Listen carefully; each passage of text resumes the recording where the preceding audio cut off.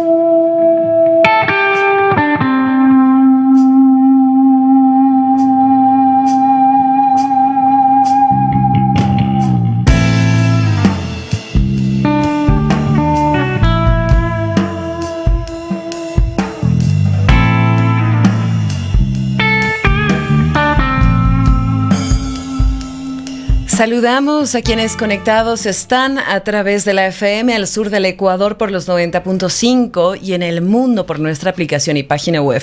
Al momento transmitimos este encuentro que nos hemos procurado en vivo por la red social de Facebook, también por Twitter y nuestro canal de YouTube. Siempre es importante recordar que están todos invitados a intervenir, consultar, mencionar en estas posibilidades abiertas que son estas entrevistas desde esta plataforma.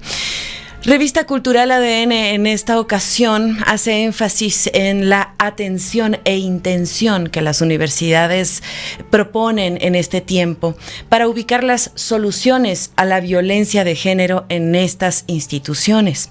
Me acompaña ya la doctora en jurisprudencia Sonia García. Ella es directora del Centro de Planificación y Estudios Sociales CEPLADES, con quien ampliaremos detalles acerca de un encuentro nacional que se desarrollará este 18 de febrero en las instalaciones del Museo Universitario de la U de Cuenca. El encuentro se llama Universidades sin Violencia de Género. Muy agradecida, Sonia, por el tiempo que nos comparte en esta mañana para ampliar detalles acerca del trabajo minucioso que se procura para en este encuentro realmente buscar soluciones, salidas, rutas a la violencia de género en la academia. ¿Qué tal? ¿Cómo está el día de hoy, Sonia?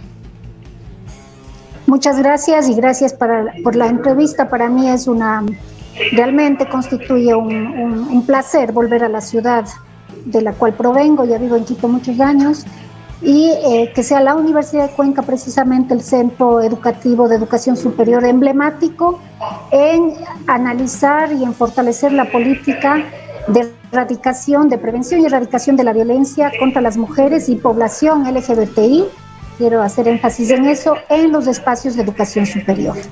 Eso es fundamental porque a partir de esta experiencia, incluso como un piloto de aplicación y de análisis de múltiples actores en los que están incluidas las asociaciones de estudiantes, por supuesto, funcionarios académicos, poder hacer una recomendación a CENESID, al país en general y posiblemente replicar esta experiencia en otras universidades del país. ¿Cuál es la previa que nos puede contextualizar en lo que se propone puntualmente en este encuentro? Entendemos que se ha generado un protocolo justamente de prevención y actuación en casos de acoso, de discriminación, de violencia de género. En este sentido, ¿qué nos puede comentar, Sonia?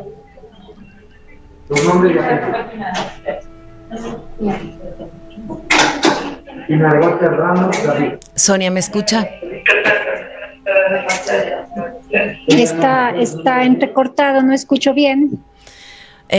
Sonia, queríamos conocer, no sé si ahí me escucha bien, queríamos conocer la previa que se tiene para el encuentro, en este caso puntual, el protocolo que se ha generado de prevención y actuación en casos de acoso, discriminación y violencia de género.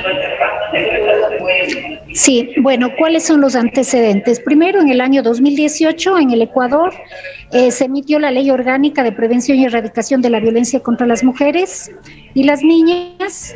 En este contexto, otras instituciones, no solamente la función judicial, tenían que ocuparse de prevenir en sus diferentes ámbitos la violencia. A partir de eso, la CENESID, la Secretaría Nacional de Educación Superior y el Ministerio de Educación, en sus diferentes ámbitos de competencia, elaboraron protocolos, que son instrumentos para detectar y para atender a las víctimas de violencia en sus ámbitos y generar rutas de denuncia en su caso o de protección, con la finalidad de evitar que las víctimas, como es normal, digamos, o como se ha estilado hasta hoy, a nuestros días, desgraciadamente abandonan el sistema educativo. Son ellas las que abandonan su derecho a la educación porque se encuentran en ámbitos hostiles, porque son revictimizadas, estigmatizadas por compañeros y alumnos. En ese contexto, la Universidad de Cuenca está en un proceso con el apoyo de ONU Mujeres y de varias agencias del sistema de Naciones Unidas, de lo que se llama la iniciativa Spotlight en el Ecuador. CEPLAE somos una organización no gubernamental que trabajamos en el área de mujeres, género y violencia desde hace muchos años. Hicimos una alianza para ejecutar este proyecto y como digo, por incluso una relación directa de la ciudad de origen, encontramos en la Universidad de Cuenca un socio estratégico para analizar el protocolo existente y fortalecer esta política de prevención y erradicación de la violencia. Ese es el antecedente. En este encuentro que vamos a realizar en el día viernes, varias universidades del país irán a compartir sus experiencias puntuales para asumir las buenas prácticas, para detectar los errores y sobre esa experiencia práctica hacer unas propuestas de recomendaciones a CENESID en términos de autoridad nacional, pero sobre todo para fortalecer el protocolo de la Universidad de Cuenca. Sonia, aprovechando su experiencia como doctora en jurisprudencia, bien sabemos que se generan en estos protocolos, en estos instrumentos, las leyes, las ordenanzas, las puntualizaciones a seguir precisamente para prevenir, en este caso puntual, la violencia de género. Muchas veces se constituyen estos instrumentos bastante bien, pero al momento de hacerlos aplicables tenemos serios problemas. ¿Qué es lo que desde la experiencia ya mencionada, Sonia, en la jurisprudencia, nos puede decir al respecto? ¿Cómo ha observado, ha analizado, ha revisado este protocolo? ¿Qué tan aplicable, viable es para que se convierta en acción en las instituciones antes mencionadas? Bueno, lo que hemos encontrado que no es suficiente un protocolo, que lo que es necesario es cambiar la cultura institucional, una cultura machista, en carreras incluso con una preeminencia de mujeres. Los profesores, desgraciadamente, basados en su situación de poder, sigan descalificando a las mujeres en su derecho a ser profesionales y romper el techo de cristal en algunos casos, especialmente en carreras masculinizadas, las ingenierías, las arquitecturas, en fin. Esta cultura de micromachismo, del insulto, de la descalificación, pero casos más graves de acoso sexual e incluso violación. El protocolo es una herramienta para atender los casos que ya se dan, pero realmente el desafío es de prevención, es decir, hacer de los espacios de educación superior espacios seguros para las mujeres. Las mujeres hemos conquistado el derecho a la educación y a la educación superior. Tenemos el derecho a realizarnos como profesionales, pero desgraciadamente tenemos que lidiar ambientes, tenemos que ser nosotras las que nos adaptemos, nosotras las que nos cuidemos, porque los ambientes institucionales no cambian. Entonces vamos a hacer mucho énfasis en la prevención, en hacer propuestas que generen estos espacios sanos para las mujeres, que implican desde la infraestructura física, es decir, espacios que no tienen luminarias o baños a los que son peligrosos acceder. Son condiciones que generan condiciones de vulnerabilidad.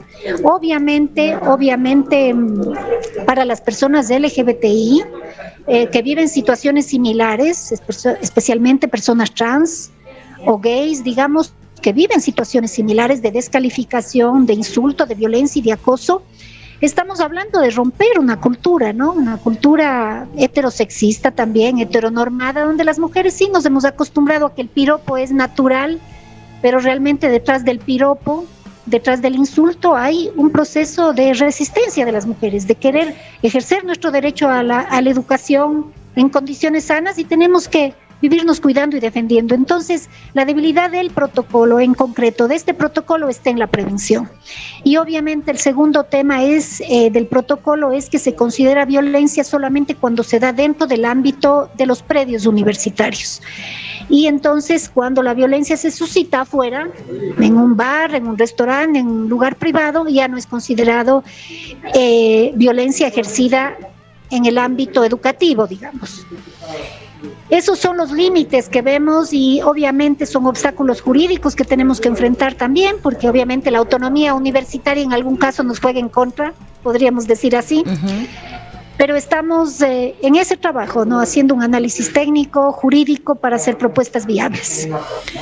A propósito de lo mencionado, de la cultura institucional, de la cultura generalizada, patriarcal, machista también en este sentido.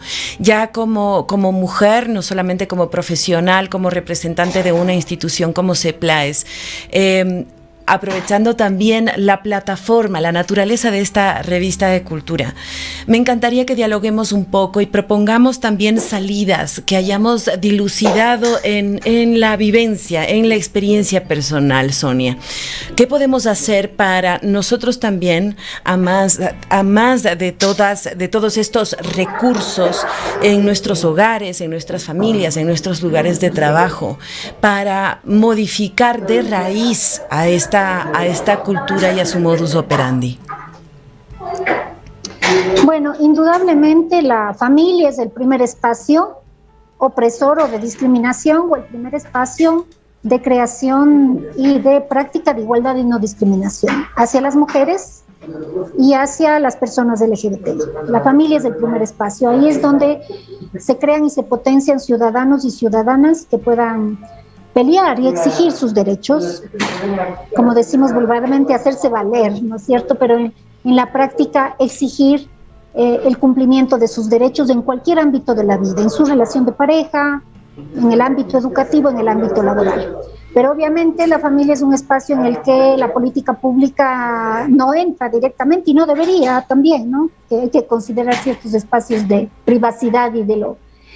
Sin embargo, sí es importante, y de hecho va pasando, las familias hoy en día educan a sus hijas pensando en que quieran tener las mejores oportunidades en el ámbito educativo. Yo no he escuchado a ningún padre decir que quisiera que su hija se quede en casa y solamente asume el rol de ama de casa. Es decir, la mayoría de padres y madres dicen: yo quisiera que mi hija estudie, llegue a una maestría, que sea independiente.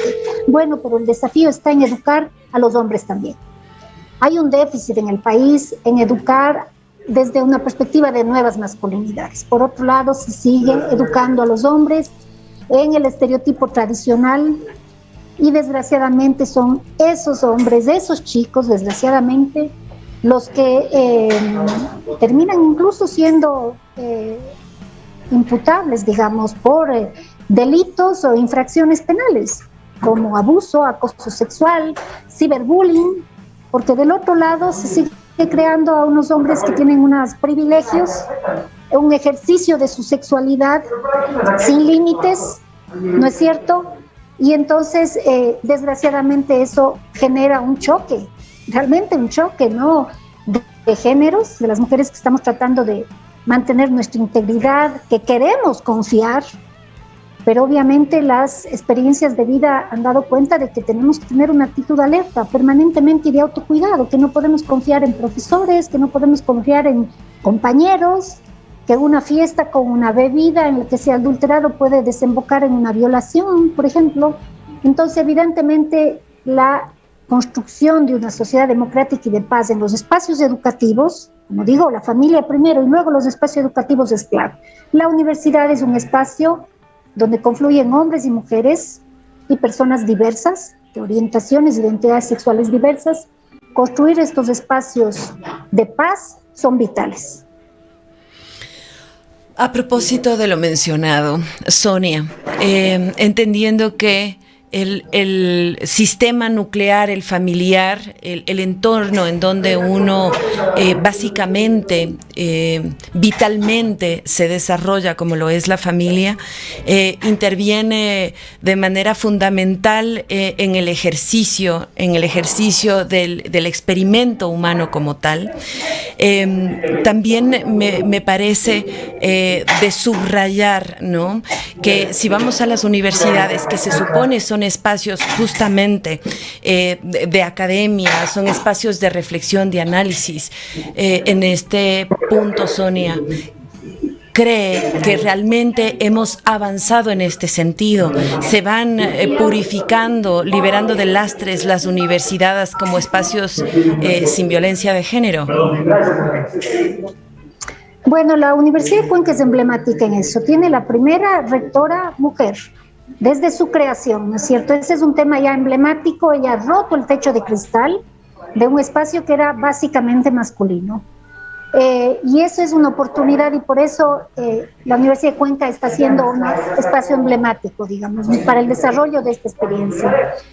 Ella da cuenta del acceso de las mujeres a la educación superior y del acceso a cargos de poder. Pero el hacerlo en sí mismo ya implica una forma de subversión y de revertir el orden, porque ataca las tradiciones de las sociedades patriarcales, digamos, ¿no?, en las cuales las mujeres enfrentamos muchas dificultades para acceder a espacios que son naturalizados para los hombres o que se los van como normales. Y eso genera también violencia. Entonces, el acceso de las mujeres al espacio universitario genera resistencias machistas, obviamente, y genera respuestas sexistas y de violencia de profesores y de alumnos. Y obviamente, enfrentarnos a eso para lograr un título universitario, salir adelante y tener autonomía económica es parte de la vida de las mujeres. Sin embargo, como digo, nuestro país, desde la Constitución del 2008, desde la del 98, ya considera el derecho de las mujeres a una vida libre de violencia en el ámbito público y el privado. O sea, conseguimos ese derecho. En el año 2008 se refuerza la Constitución, hoy está penalizado en el Código Integral Penal. Entonces, obviamente, la sociedad tiene que cambiar a ese ritmo, ¿no es cierto? Tiene que cambiar a ese ritmo, y ahí lo que queremos es, obviamente, crear eso, un espacio de paz, ¿no es cierto? Yo creo que es una forma también de liberación para los hombres que rechazan ese estereotipo de la violencia y el ejercicio del poder y la potencia 24/7, digamos, es decir, que quieren formas de expresión y de relacionamiento más igualitario. Es decir, es una oportunidad para la sociedad en general. Para la invitación de este encuentro, en donde se analizará a profundidad este instrumento para detectar, para cambiar la cultura institucional en las universidades. ¿Cómo ha sido esta respuesta a la invitación?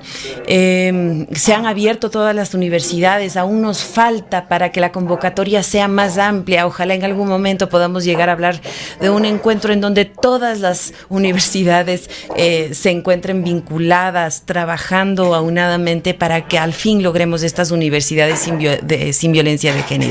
¿Qué es lo que ha pasado en este sentido, Sonia? Bueno, en realidad ahí la autoridad nacional, que es el CENESID, está involucrada en este proceso a través del CENESID, que tiene la rectoría en el tema para dar directrices a las universidades a nivel del país, que, digamos, desde su autonomía podrían implementar medidas alternativas de acuerdo a contextos culturales, de acuerdo a ciertas diversidades, pero están obligadas a implementar directrices para enfrentar la violencia.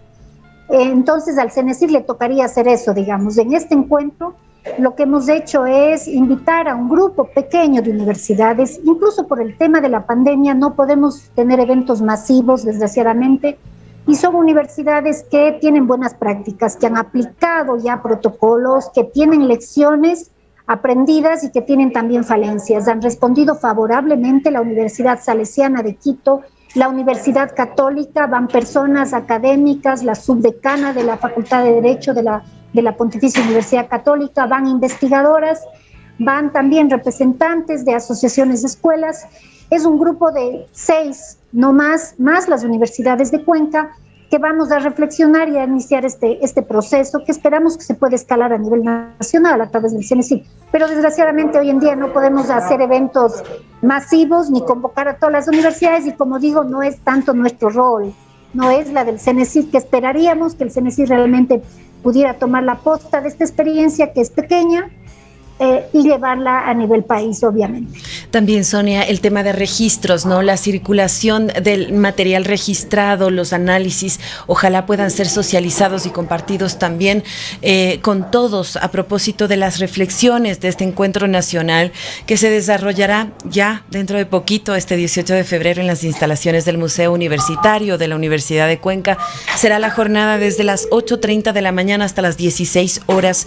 Desde esta revista de Cultura no hemos querido dejar pasar la oportunidad de hacernos eco de esta jornada que se ha distribuido en 3 mesas de trabajo. Sonia, previo a nuestro cierre, revisemos brevemente lo que en esta columna de 3 soportes será en el encuentro, o se propone para este encuentro. Bueno, efectivamente en el encuentro trataremos de analizar obviamente buenas prácticas en términos de prevención, en términos de atención o detección de casos, en términos de asesoría, todos los espacios a las víctimas, y también en términos del ambiente universitario en general, de políticas que apoyan la implementación de un protocolo y que son básicamente de prevención. Vamos a tocar diferentes temas en 3 mesas diferentes. Las personas que van representando instituciones o que han investigado el tema, como Paz Guarderas, por ejemplo, van a dar insumos muy importantes, ¿no? Que esperamos poderlos objetivamente recoger y socializar y difundir después para la ciudadanía en general y para las universidades en particular, por supuesto. Gracias, Sonia, por el tiempo compartido. Esperamos ciertamente que tenga larga estela el efecto de este encuentro que se propone para este 18 de febrero, Universidades sin Violencia de Género. Me acompañó esta mañana Sonia García, que es directora del Centro de Planificación y Estudios Sociales, CEPLAES, una organización no gubernamental domiciliada en Quito, a propósito de la posibilidad de la conexión virtual. Sonia, ha sido un placer podernos encontrar en esta mañana. Será hasta una próxima. Sonia, Muchas gracias a usted. Para cerrar, una mención, palabras, reflexión que nos quieras dejar al aire, no solamente para quienes están enganchados en la señal en vivo, sino para quienes pueden en diferido revisar siempre la información que compartimos en esta revista de Cultura. Sí, muchas gracias.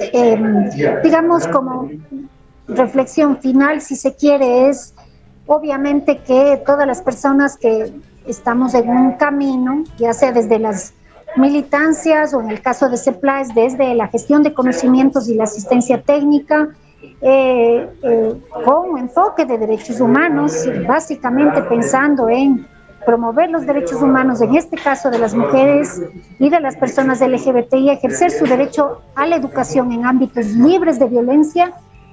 Me gustaría convocar a las personas que escuchan este espacio para en el día a día, o sea, plantearnos alguna actitud, alguna acción que podamos cambiar y que contribuya a crear espacios libres de violencia. En el diálogo, en nuestra relación con nuestros hijos, con la pareja, en los programas de televisión que vemos, en las películas que vemos en los transportes públicos cuando nos movilizamos, es decir, hacer acciones cotidianas. Realmente impacta cuando nos movilizamos entre cantones en un transporte público, ver las películas de acción y violencia que pasan sin censura alguna. Todo eso nos está enseñando y reproduciendo patrones de violencia. Entonces, como consumidoras de transporte público, de bienes, de servicios, de políticas, seamos críticas, cuestionemos esto y renunciemos a ese tipo de cosas y asumamos prácticas y acciones positivas que nos van a dar paz como personas, paz como pareja, con nuestros hijos y a construir una sociedad de paz desde donde estemos, en nuestra vida cotidiana. Eso es todo. Que así sea. Muchas gracias, Sonia García, con nosotros. Tenemos un cuarto y último giro de esta revista de